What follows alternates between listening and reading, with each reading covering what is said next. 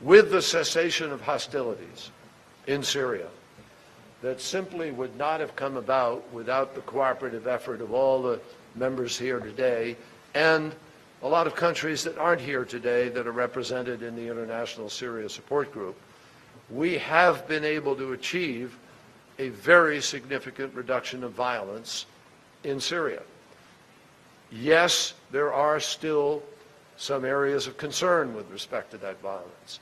There have been violations, but we have a group that works assiduously, very closely, in Amman, Jordan, and in Geneva on a daily basis that is working to hold on to the cessation and resolve these differences.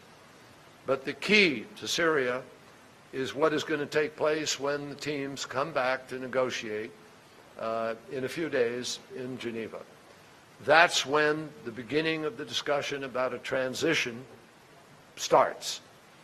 And that discussion about transition is the key test of the seriousness of the Assad regime, of Russia and Iran to support what we have put into words in the Vienna communiques and in the United Nations Security Council resolution.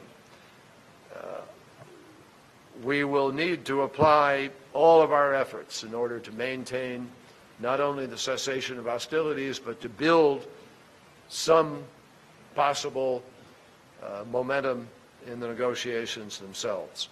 We also need to see an end to the use of indiscriminate weapons and attempts to seize territory from participating groups.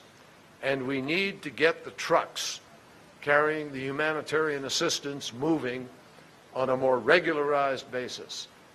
We ought to encourage confidence-building measures in the exchange of prisoners. And we have to press forward with the UN-led political process so that this genuine transition can take hold. There are, of course, some major obstacles to peace in Syria.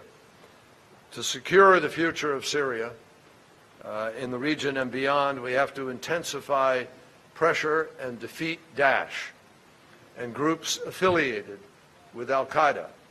And we have to continue to push the Syrian regime to abide by its obligations in the promises that it has made to its supporters and to the world by saying it will come to Geneva and negotiate in good faith.